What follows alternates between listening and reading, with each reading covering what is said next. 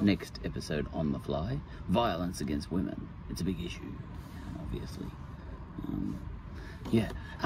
It's also a sort of tragic, almost comedy, I think, of not knowing what the hell to do about it. I could be wrong, I'm no expert. Of course I'm no expert. I'm not even a woman. But it does have that tragic comedy kind of feel about it sometimes.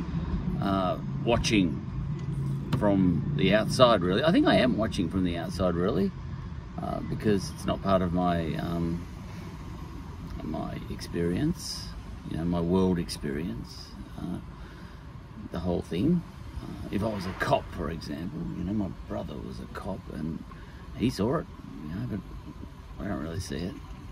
But where it gets to look like a tragic comedy, I think sometimes is, a tragic comedy of, all right, what will we do about it,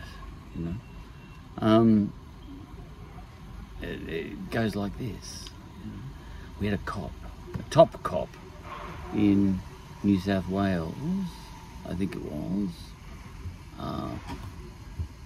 in the last couple of days, suggest that maybe we can get an app going that might fix the problem.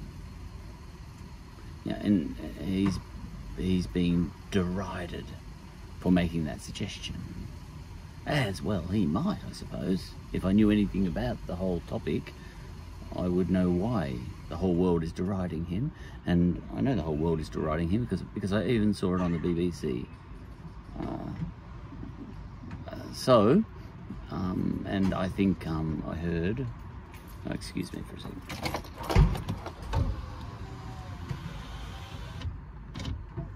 People all around. Shut the window. They wouldn't understand what I'm talking about. They would think I was having an opinion, which I'm not. It's a bit crowded in this street. I'm in one of the back streets of North Melbourne. Sitting, waiting for a friend. Now, so this top cop suggested an app because we had an issue recently around consent, where someone was allegedly raped and all that sort of stuff, and she, by the look of it, hadn't given consent. All right, so we had this huge march. I'm just going to move the car a little. I'm going to roll it. Let me roll it to you. So I'm in a crowded street, one of the old streets. Yeah. Oh, crikey. There we go. Is it against the law to use your phone while you're rolling? This is going to be a slow episode. It's going to end up saying next to nothing. Trying to balance that. I'll just hold it. Okay. So, a comedy, but a tragic comedy. All right. So, there have been huge rallies around Australia, rallies which you might call enough is enough rallies, and people are furious, and of course they should be, because of the violence against women, by men mostly. Okay, so lock that in because that's a big issue. All right, and it's and the fact that it's a huge issue is being well voiced. These protests, banners everywhere. Something must be done. Enough is enough. This is ridiculous. All that sort of stuff. All right, and I think there's widespread agreement about that. But I think there are precious few banners about what's the fix. Now, and I think that's where the tragic comedy cut in when it came to this top cop, who, police commissioner or something, I didn't check, because he is, he's supposed to do something. And he's probably sitting in his office, and a bit of a a numbskull like myself when it comes to how the hell, a lack of understanding about what all the issues relating to all of this, he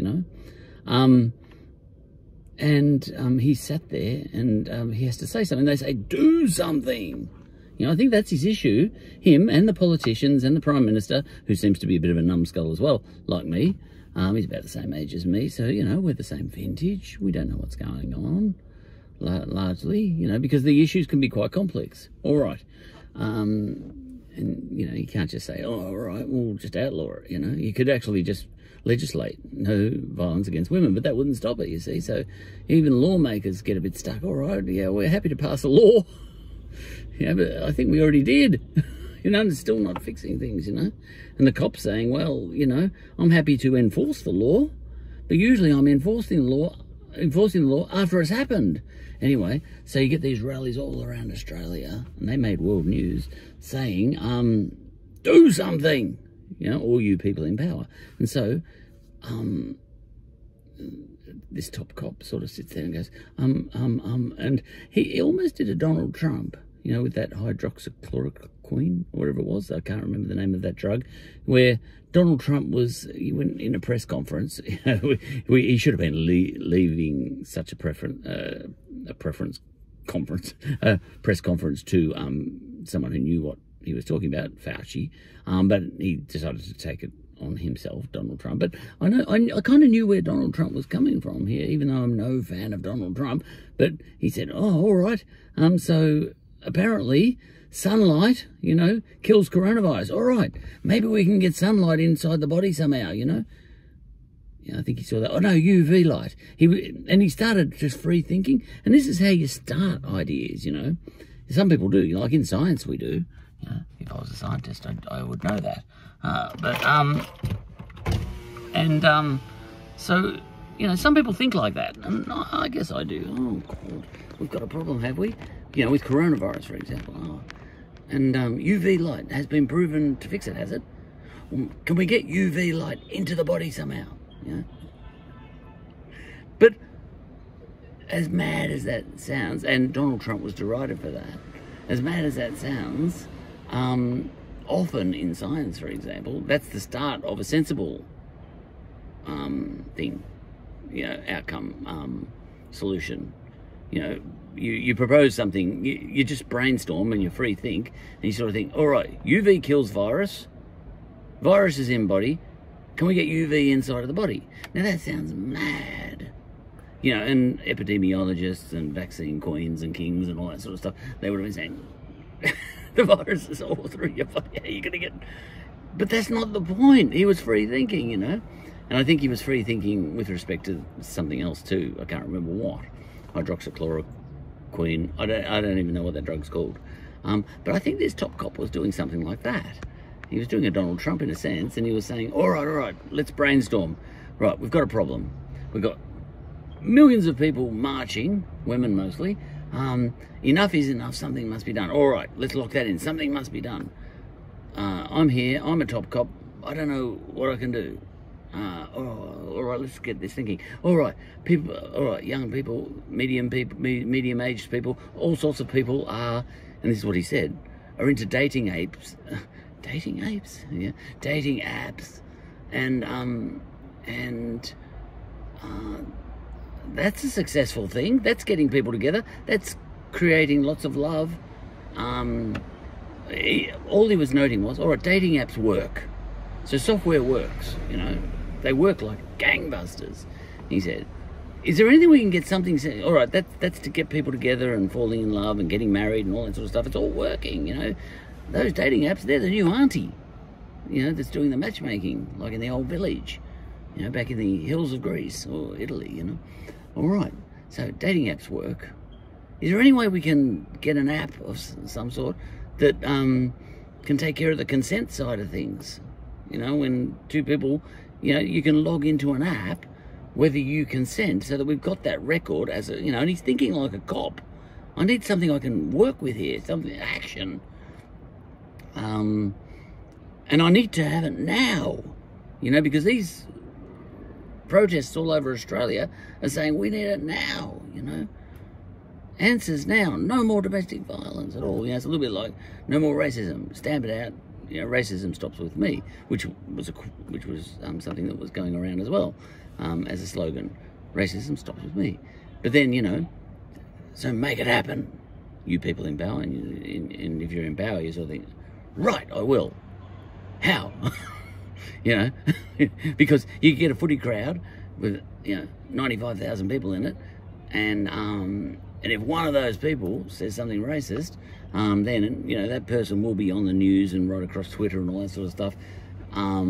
Even though the other 89,999 people, look, that's not the case. We've had widespread racism in Australia, but people say racism stops with me. You know, that means everyone stop. You know, and this is what the cops have to think about. You know, how do we make it stop? You know, and you've got to do it. You know, because the protests for, you know, racism stops with me and all that sort of stuff, Black Lives Matter and all that sort of stuff. Make it stop. Enough is enough. You know, even one case is no good. You know, so you know, if I was a top cop, which I'm not, I would sort of think, all right, gotta make it stop, what do I do? And you got to say something, and you're at a press conference, you're brainstorming, all right, maybe we can, what? You know, because even if there's one in the crowd, I'm stuck. Don't be a smart ass, someone might say. The cop says, no. When there's one, you know, we had this situation where a woman was whacked by a bloke in the crowd once, at the footy. We did, you know, I remember this one, and everybody around that guy laid into him and held him down and all that sort of stuff because he hit this woman, but the headlines, and everybody was against domestic violence for women in that situation, but this one person was for domestic violence against women, obviously, because he hit this woman, who was a cop, by the way, an off-duty cop. How about that? Anyway, but all the people around didn't know that. Anyway, they jumped on him, whatever, held him down, and then security came and carted him out. But in 2000, and the headlines read, in 2021, we still haven't solved this problem. See, this is what the cops are presented with. The problem wasn't solved, even though it was one person in an entire crowd, you see. So even one instance is too many, and I think most people in the protest movements and everything would agree that even one woman killed by a bloke is one too many, and it has to be stopped. That has to be stopped. So this is probably what's rolling around in this cop's head. I've got to do something. So then he says, all right, an app where you signal, you know, because often these situations, you know, men and women, look, in this situation, I think it was an office party in Parliament. In fact, I think it was office party in Parliament House or something, and she and some bloke snuck off into one of the MP's offices. You know, so far so good. You know, I would have done that sort of thing back when I worked in Parliament. Never did. Yeah, but you know what I'm getting at. And yeah, a bit of this and a bit of that, and, you know, a bit drunk and a bit of snogging. But then, you know, he raped her, by the look of it, allegedly. Yeah. All right. So the top cop, thinking like a Neanderthal person my age would, sort of think, all right, I've got to stop that situation. And he was thinking, how do I? And he's probably thinking logical, but in a cop way. And he's sort of thinking, all right, where was the problem there? The problem was there. All right, they're in the room. They're already getting it on. Now, where it tipped over into a crime, allegedly, you know, but let's just assume it was a crime for the sake of it, because if this one wasn't, then the next one will be, all right? So it's a crime. In my example here. Okay. When did it tip into a crime? And it was in between the, you know, sneaking off into the parliamentary office or whatever happened, and at some stage he went too far, this other guy, and assaulted her, this poor woman. And so the cop's thinking, right, somehow at that point in time, I need to know whether she's giving consent or not. So why don't we get her to log into her phone, you know, getting it on, cuddle, all that sort of stuff, but I don't consent to sex, you know. Now, this is not right, what the cop's thinking, but he's brainstorming like Donald Trump did, I think. And he's sort of thinking, right, that's the moment where I've got to capture, I've got to capture whether she's giving consent or not, And he said, maybe an app, because everyone's got a phone, and everyone does, everyone does everything pretty much, every step of the way these days, especially young people, they put everything on Facebook and on. All right, consent app, and it could be just an app right on the screen. Now, this ends up a stupid idea. But he's brainstorming, and he's stuck. He doesn't know what to do. Now, you might, I don't. But there might be answers. I've heard education is an answer, educating young boys. But then that's a fix, and even assuming that will work, like for 100% of young males growing up, that fix, you're only going to get the effect of that fix over the next 50 years. And I think these protests, because education, you're not going to educate old dogs, bastards, They're already set in their ways, and, they're kind of got that rapist sort of mentality deep down and all that sort of stuff. You're not going to fix those guys, or the domestic violence sort of guys. You got to get them when they're young and educate people. It's too late, in a way, because they weren't educated when they were young about how to respect women. And you got to do a whole lot of cultural things too around that too, and it's very subtle. It's almost like systemic disrespect for women built into our very institutions and our very culture. But that's very hard to fix, in a way. It's a little bit like trying to fix gendering, in a country like Italy, for example, or in France, when every single word is gendered. You have to throw away the whole language to really properly get rid of gendering. That can be hard to get. That's institutional gendering is the very language that we call French. You got to get rid of the whole language, and get all those Frenchies speaking English, which is probably not a bad idea. Wellington might have thought that was a good idea. Okay, Churchill. History of the English-speaking peoples. My daughter is reading that one.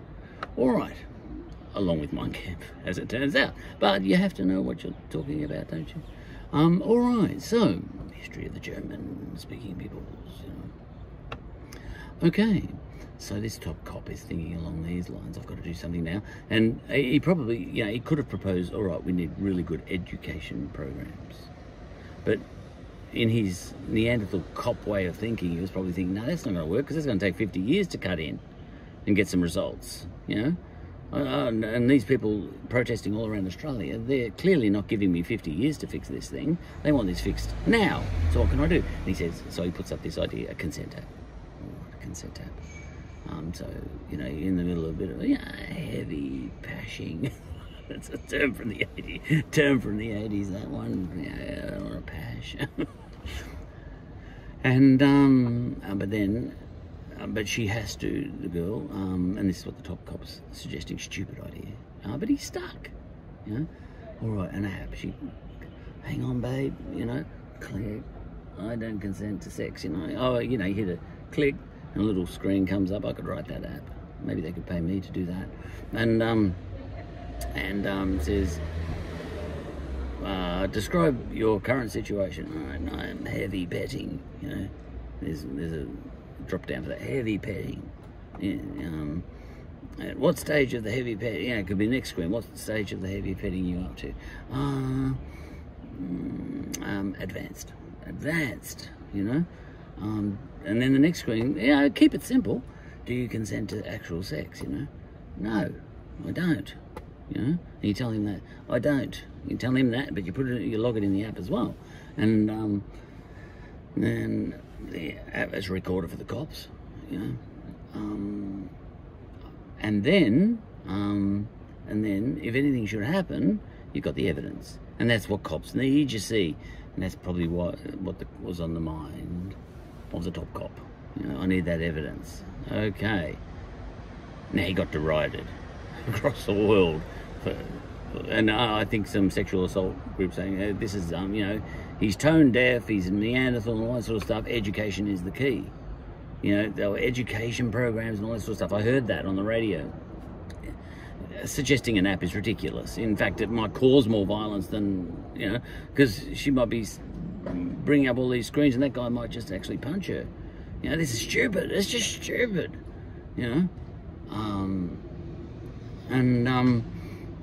And so he is a fool now on the international media stage. All right.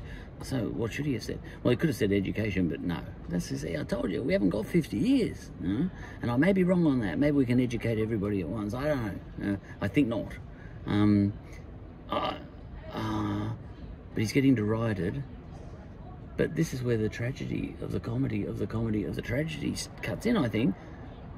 I think this top cop doesn't know what to do. Maybe he shouldn't be the top cop. Maybe someone who does know what to do should be the top cop. I don't know what that person would... I actually don't know what the answer is, what to do. Obviously, something has to be done. But I feel a little bit for the Neanderthal, because I'm a Neanderthal too, and I understand what it's like to be a Neanderthal male, aged 50-something, I know how it feels, being old. It's not a laughing matter, yeah. And it's not. So, that's the way it goes. Top cop got stuck. I think the top cop got stuck. The top cop got stuck. One thing I think is working is the amount of punishment you get at the moment if you do lay a finger on a woman, if you do lay a hand on a woman. And I think that's good. I think that's a deterrent. And I think that is something the cops can do, is just come in with all guns blazing. Even like 50 years ago, you could probably slap a woman in certain countries and all that sort of stuff and get away with it. Now, you're in big trouble. And that's good. So that's a fix. Of sorts, but it's a bit of a comedy, a tragic comedy. The problem of what the hell to do, and I don't know what the answer to that is, and you shouldn't have been watching this episode this whole time anyway. You should have been watching an episode from someone who does know all the answers to all of these things, and I don't, which makes me part of the problem. What are you watching me for, Yeah.